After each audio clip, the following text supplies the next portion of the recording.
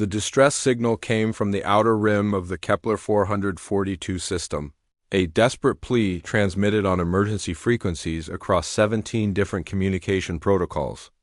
Captain Elena Vasquez stared at the translation scrolling across her command screen aboard the Terran battleship Indomitable, her weathered hands gripping the armrests of her captain's chair. "Ma'am, we're getting a cleaner translation now," reported Lieutenant Chun from the communications station. "It's from a species called the Zelanti. They're requesting immediate assistance.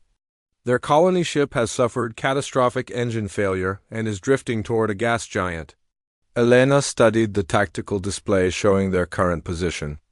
The Indomitable was part of Battle Group 7, conducting routine patrol exercises in the buffer zone between human space and the contested sectors. 3 other ships accompanied them: the destroyer Relentless, the cruiser Oro's Blade, and the support vessel Nightingale. "How many souls aboard their vessel, Lieutenant?" "Approximately 12,000, Captain. Men, women, and children. The message indicates they have maybe 18 hours before gravitational forces tear their ship apart." Elena felt the familiar weight of command settle on her shoulders. 18 hours was cutting it close, even for human ships. But the Zelanti were known to the Terran military through intelligence reports. They were a peaceful trading species, technologically advanced but physically fragile. Their ships were built for comfort and efficiency, not survival in extreme conditions. Navigation: plot a course to their coordinates. Maximum burn. "Ma'am," interrupted Commander Torres, her first officer, "we haven't received authorization from command. The Zelanti system is technically neutral space. Moving a battle group there without permission could create diplomatic issues." Elena turned to face her second-in-command. Torres was young, brilliant, and by the book. He would make an excellent captain someday. But he still fought like someone who had never watched innocent people die while bureaucrats debated jurisdiction. "Commander, are you suggesting we let 12,000 beings die while we wait for a committee to decide if saving lives is politically convenient?" Torres straightened, recognizing the steel in his captain's voice. "No, ma'am. I'm simply stating the regulations for the record. Noted communications, send a priority message to Fleet Command. Inform them that Battle Group 7 is responding to a humanitarian crisis under Emergency Protocol 7. Navigation. I want our ETA." The young ensign at the navigation station worked frantically at his controls. "Captain, at maximum burn we can reach their position in 14 hours. But that's assuming their drift calculations are accurate." Elena studied the numbers again. 14 hours to reach them. 4 hours to execute rescue operations before the Zelanti ship reached the point of no return. It would be tight, but human ships were built for exactly these kinds of impossible situations. Make it happen. All ships, battle formation. We're not taking any chances. As the Indomitable and her escorts changed course, Elena called up the file on Zelanti physiology. Like most species humanity had encountered, they had evolved on a planet far gentler than Earth: lower gravity, thinner atmosphere, stable climate. Their bones were hollow like birds, making them incredibly fragile by human standards. They were herbivores who had never known predators, never experienced natural disasters that could wipe out entire continents. The irony wasn't lost on her. Humans were still called Deathworlders by most of the galaxy, a term that had started as an insult but had gradually become something else. Earth was indeed a death world by galactic standards, a nightmare planet where everything from the weather to the wildlife was actively trying to kill its inhabitants. But that harsh environment had forged humanity into something unique in the galaxy. Where other species had evolved intelligence to avoid conflict, humans had evolved intelligence to win it. Where others had developed technology to make life easier, humans had developed technology to survive the unsurvivable. The result was a species that thrived in conditions that would destroy most other forms of life. The hours passed quickly as the battle group raced through hyperspace. Elena received regular updates from her crew and the other ship captains. The Nightingale's medical bay was being prepared to handle Zelanti physiology. while her engineering teams were reviewing everything known about Zelanti ship construction. "Captain," Chun called out from his station, "we're receiving another transmission from the Zelanti vessel. They're requesting our ETA and—" He paused, looking uncertain. "They're asking if we're sure we can help them." Elena almost smiled. The Zelanti had probably looked up humanity's service record and discovered that humans had a reputation for attempting impossible rescues. What they might not understand was that humans also had a reputation for succeeding at them. "Tell them we'll be there in 8 hours. Also transmit our rescue protocols. I want them to understand exactly what we're planning." As the message was sent, Elena reflected on the peculiar position humanity held in the galactic community. Most species viewed humans with a mixture of fear and respect. Fear because humans were demonstrably dangerous, capable of violence and destruction on a scale that horrified more peaceful races. Respect because that same capacity for violence came with an equally powerful capacity for protection. Humans didn't just fight. They fought for something. And when something was worth protecting, they would move mountains to protect it. The tactical display updated as they dropped out of hyperspace at the edge of the Kepler 442 system. The Zelanti colony ship appeared on their sensors immediately, a massive vessel designed for long-term habitation. But it was tumbling slowly, its engine section dark and venting atmosphere. "Jesus," whispered Lieutenant Chun. "That ship is huge. How are we supposed to evacuate 12,000 people?" Elena was already studying the tactical situation. The Zelanti ship was indeed massive, nearly 3 kilometers long and designed to carry its population for decades of interstellar travel.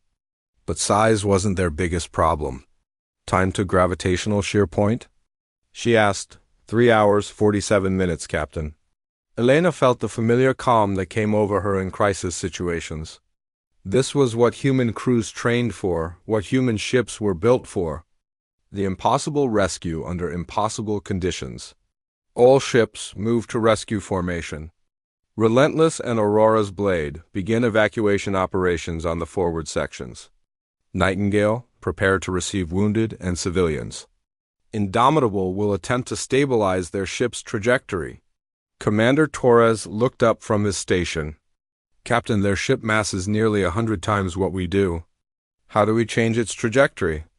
Elena was already calling up engineering schematics on her display. Human ships carried equipment that most species considered excessive. Massive tractor beam projectors, reinforced hull plating, redundant power systems. All because humans had learned that space was hostile and equipment failed at the worst possible moments. "We don't change its trajectory. We give it a new one. Engineering, I want maximum power to forward tractor beams. We're going to drag that ship away from the gravity well." The engineering officer, a grizzled veteran named Chief Petty Officer Williams, looked up from his console with a grin. "Ma'am, that's going to put tremendous stress on our hull. Way beyond design specifications. Chief, this is a human ship with a human crew. When have we ever stayed within design specifications?" Williams laughed and turned back to his controls. "Aye, Captain." Pushing the reactor to 120%. Tractor beams at maximum power. As the Indomitable moved into position, Elena watched the other ships of her battle group begin their own operations. The destroyer Relentless was small but fast, her crew already launching shuttles toward the Zelanti ship's emergency airlocks. The cruiser Aurora's Blade was deploying rescue pods, specialized vehicles designed to cut through hull plating if necessary. This was what made humanity different. Other species might have calculated the odds and decided the rescue was impossible. They might have arrived to offer comfort to the dying or to retrieve what survivors they could. But humans looked at impossible situations and asked not whether they could succeed, but how they could succeed. Elena's comlink crackled with updates from the rescue teams. "Captain, this is Lieutenant Rodriguez aboard the Zelanti vessel. Their internal gravity systems have failed.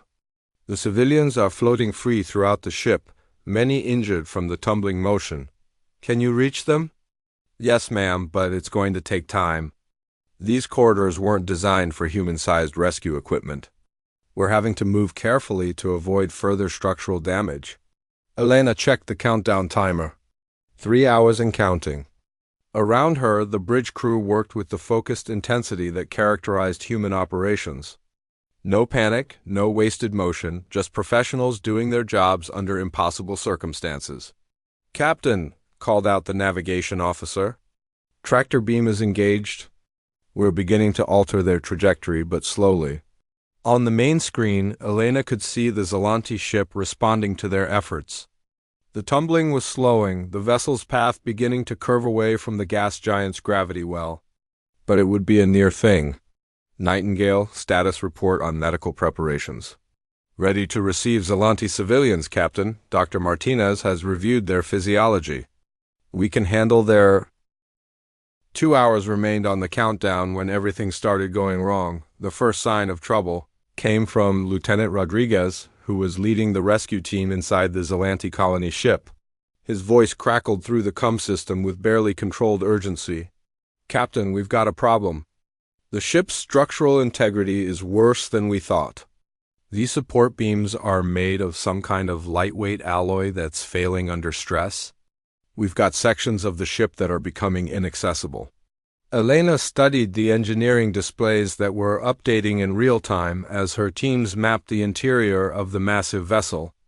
Red zones were spreading across the ship's blueprint like a disease, marking areas where the hull was compromising. "How many civilians are trapped in the red zones?" "Approximately 3,000, ma'am. They're mostly in the lower residential sections. The passages leading to them are blocked by collapsed bulkheads." Commander Torres looked up from his station with grim news. "Captain, we're also detecting microfractures in their hull. The tractor beam operation is working, but we're putting stress on a ship that wasn't designed to handle it." Elena felt the familiar weight of impossible decisions. Pull too hard with the tractor beams and they might tear the Zelanti ship apart. Don't pull hard enough, and everyone aboard would be crushed when the ship hit the gas giant's crushing gravity fields. "Engineering? Can we modify our tractor beam to distribute the stress more evenly?" Chief Williams shook his head. "Not enough time, Captain. We'd need to shut down and recalibrate for at least an hour." "We don't have an hour."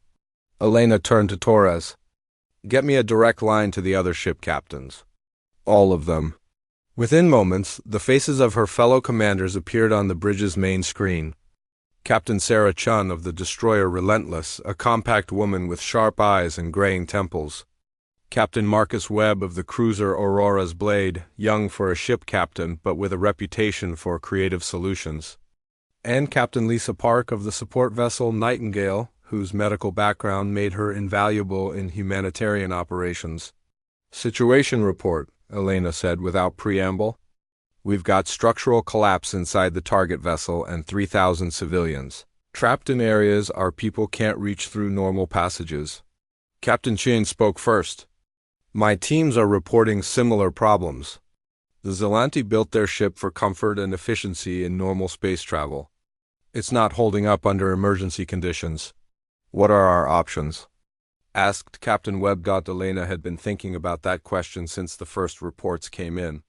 The answer required the kind of thinking that had made humans both feared and respected throughout the galaxy. "We cut through the hull. Direct access to the trapped sections." The other captains looked startled. Captain Park voiced what they were all thinking. "Captain, that's a massive ship with pressurized sections. If we cut through the wrong spot, we could kill everyone we're trying to save." Elena was already pulling up detailed scans of the Zelanti vessel. "Not if we do it right. Chief Williams, I want you to coordinate with the other engineering teams. Map every power line, every atmospheric system, every structural support. Find me cutting points that won't cause catastrophic decompression." "Ma'am," Williams said slowly, "what you're describing is basically field surgery on a starship. While it's moving, while we're pulling it with tractor beams, I'm not sure it's possible." Elena looked at her chief engineer with the calm confidence that had carried her through 2 decades of military service. "Chief, we're humans. We specialize in doing things that aren't possible." The next hour became a masterpiece of human ingenuity and determination. Engineering teams from all 4 ships worked together, using sensors and computers to create a three-dimensional map of the Zelanti vessel that was accurate down to the centimeter. They identified 17 different cutting points that would allow access to trapped civilians, without compromising the ship's remaining structural integrity. Meanwhile, the rescue teams already inside the ship were pushing deeper into areas that Zelanti engineers had probably never intended anyone to reach. The humans moved through maintenance shafts and service corridors, spaces too small and dangerous for the Zelanti to navigate, but perfect for human crews trained in urban warfare and ship-to-ship combat. Captain Elena received constant updates as her people performed feats that would have been impossible for most other species. Sergeant First Class Maria Santos squeezed through a ventilation shaft only 30 centimeters wide to reach a trapped family of Zelanti. Corporal James Kim used a plasma cutter to slice through a twisted support beam while hanging upside down in zero gravity.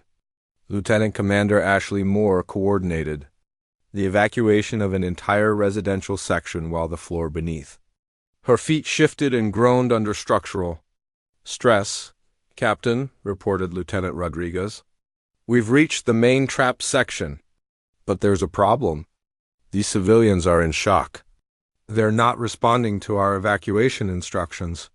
Elena had been expecting this.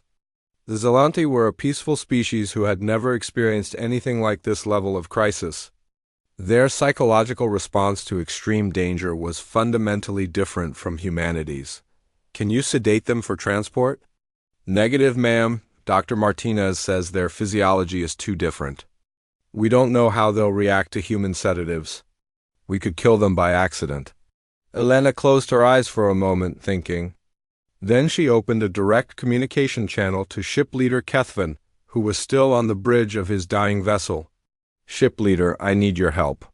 Your people in the trapped sections aren't responding to evacuation orders. They're too frightened to move. The Zelanti captain's image flickered on her screen. The stress of the situation was clearly visible in his alien features. Captain Vasquez, you must understand. We are not a warrior species like yours.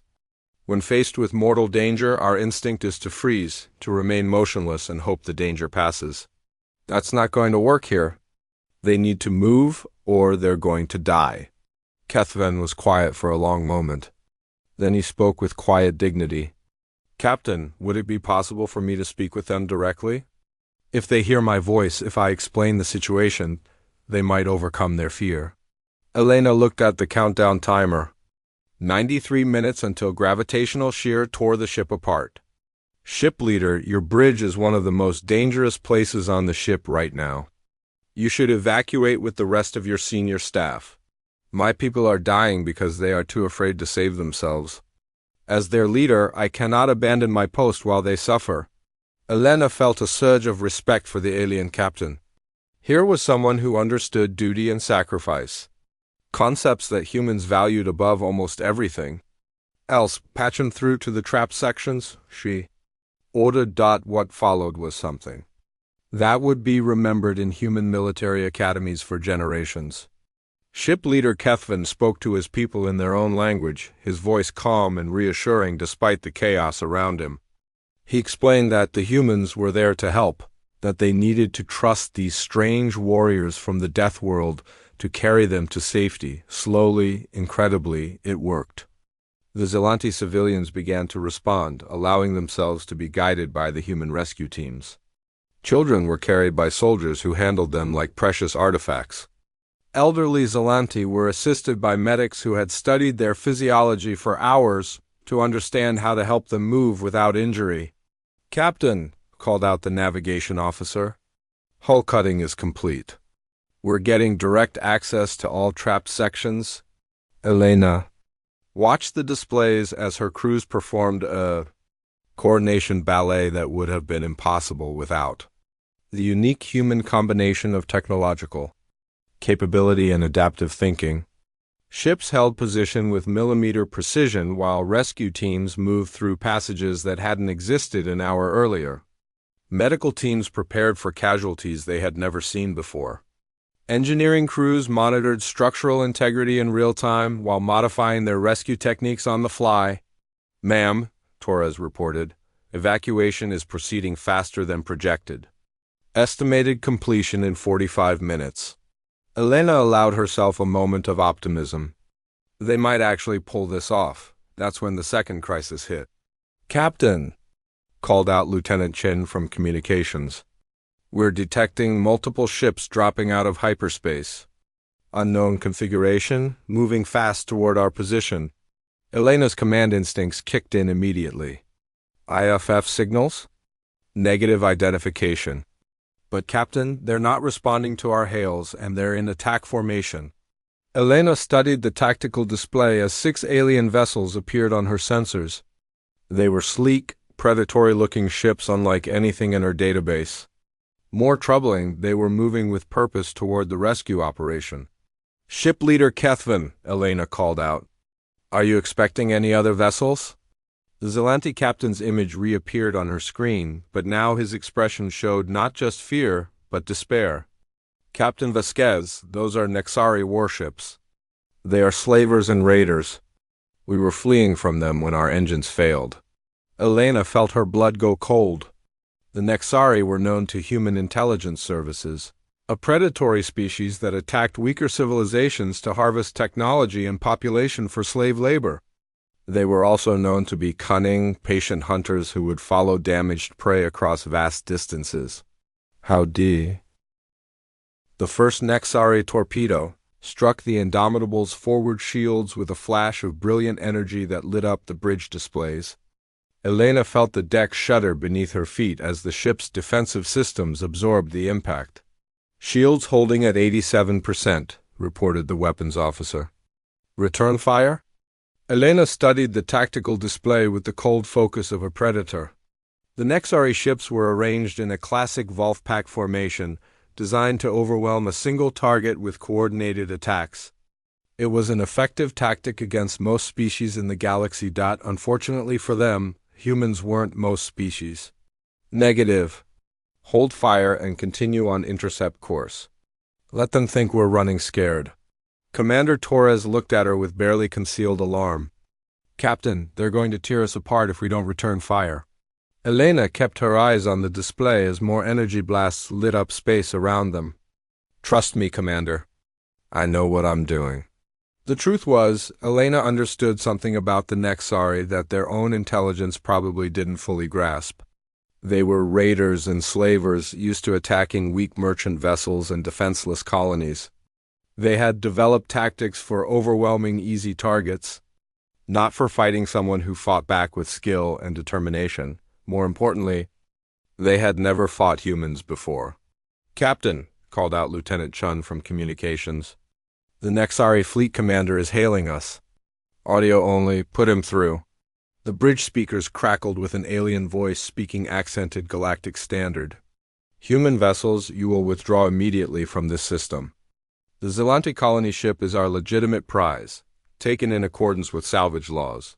Elena almost smiled at the audacity. "This is Captain Elena Vasquez of the Terran battleship Indomitable. The Zelanti vessel is under human protection.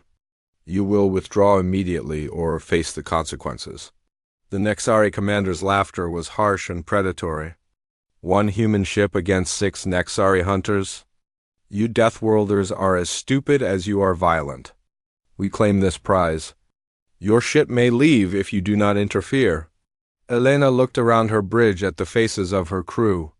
She saw determination, focus, and something that the Nexari commander had probably never encountered in his victims. Absolute confidence in their ability to win. "Nexari commander, you have 5 seconds to reverse course. After that, you'll learn why humans are called Deathworlders." The alien's response was immediate. "All ships, destroy the human vessel. Show them the price of defying the Nexari fleet." Elena watched as all 6 enemy ships turned to focus their fire on the Indomitable. Energy beams and projectile weapons lit up space as the raiders unleashed their full firepower. "Now," Elena said quietly, the Indomitable seemed to explode into action.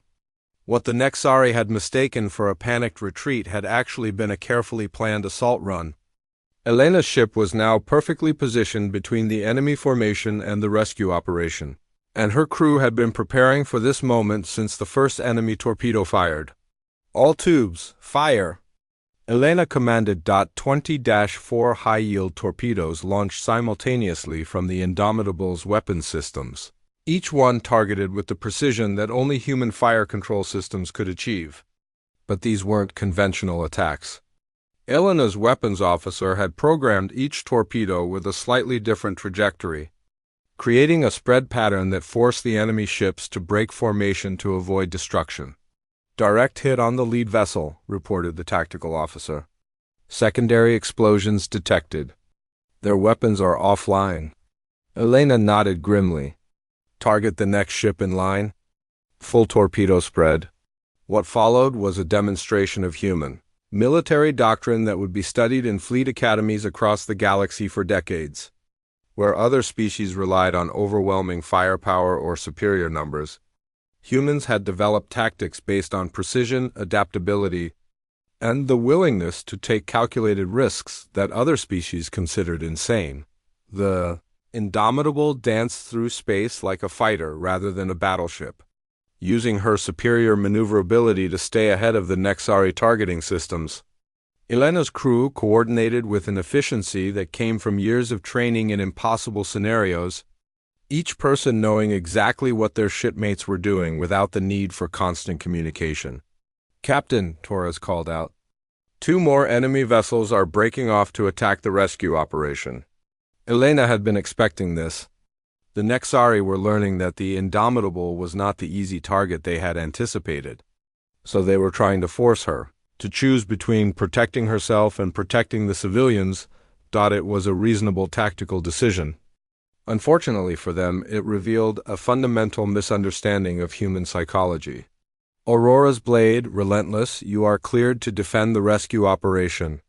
Show them what human escorts can do." Captain Webb's voice came through the CUM system with grim satisfaction. "Roger that, Indomitable. We've got this." Elena watched on her tactical display as the 2 smaller human ships moved to intercept the Nexari vessels approaching the rescue zone. The destroyer Relentless was built for speed and precision strikes, while the cruiser Aurora's blade carried enough firepower to challenge ships twice her size. "Captain." Chion's voice was calm and professional as she coordinated the defense. "Aurora's blade, I'll take the lead ship. You handle his wingmen." "Copy that, Relentless." Target locked and ready to engage. What the Nexari discovered in the next few minutes was that human military vessels were designed with a completely different philosophy than most galactic navies. Where other species built ships to avoid damage, humans built ships to absorb damage and keep fighting. Where others relied on long-range bombardment, humans preferred close-quarters combat where they're superior. Reflexes and adaptability gave them the advantage. The first Nexari ship to reach the rescue zone found itself facing the concentrated firepower of 2 human warships that had been specifically designed to punch above their weight class. Energy beams and projectile weapons lit up space as the human ships demonstrated the devastating effectiveness of coordinated human tactics. "Enemy. Vessel 1 is breaking up," reported Captain Webb. "Their reactor is going critical." "Confirmed kill on Vessel 2, added Captain Chun.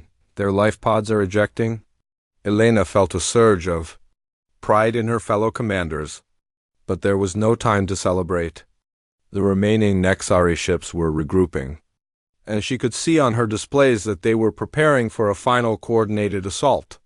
"Captain," called out the navigation officer, "evacuation is at 95% completion. 5 more minutes and all civilians will be aboard our ships." Elena nodded. 5 more minutes to hold off 4 remaining enemy ships while protecting a massive colony vessel and 3 ships full of refugees. The odds were still challenging, but humans had built their entire civilization on overcoming challenging odds.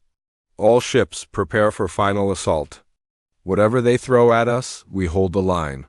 The Nexari fleet commander, realizing that his easy prey had turned into a nightmare, made the decision that Elena had been hoping for. Instead of trying to capture the Zelanti ship intact, he ordered all remaining vessels to focus their fire on destroying the human rescue fleet.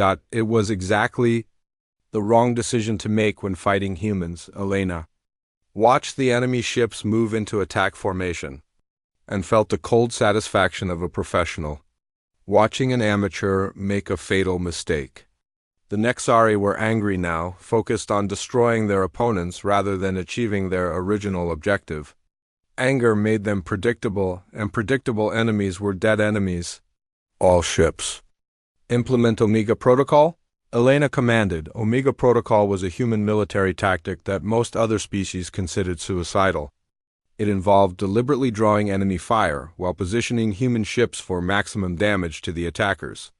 It required split-second timing, perfect coordination, and the kind of calculated risk-taking that only a species evolved on a death world would attempt. The 4 human ships moved in perfect synchronization, each one taking turns drawing fire while the others positioned for attack runs.